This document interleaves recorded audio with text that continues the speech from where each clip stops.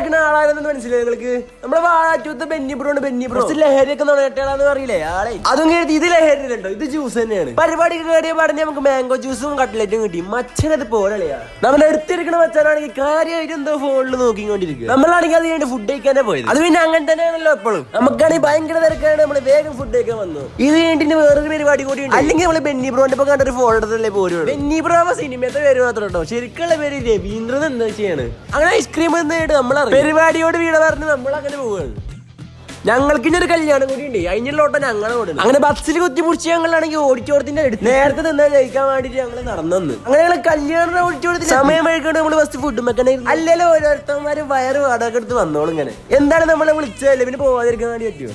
ഇവിടെ പിന്നെ ചായയും ബൂസ്റ്റ് ഹോർലിക്സ് ഒക്കെ ലൈവായിട്ട് തന്നെ അടിച്ചു കൊടുക്കുന്നുണ്ട്. അതിന്റെ അടുത്താണെങ്കിൽ പേരറിയാത്ത കുറെ കുത്തലിന് വെച്ചാൽ ഒരു കുത്തലിന്റെ വലയിലും കുടുങ്ങി. അങ്ങനെ പ്രകൃതി ആസ്വദിച്ച് നമ്മളൊരു ഹോർലിക്സ് കുടിച്ചുകൊണ്ട് പോകുന്നു. ഇവനാണെങ്കിൽ ഡയറ്റ് സെറ്റ് ചെയ്ത സങ്കടത്തിൽ ഇരിക്കട്ടോ. എന്തായാലും പെരെ പോലെ ഈ 2 സോഡ കുടിച്ചിട്ട് പെരെ പോവാ കരുതി ഞങ്ങള്. അപ്പൊ ഇന്നത്രേ ഉള്ളൂ. ബാക്കി പിന്നെ പലരും കാണാം.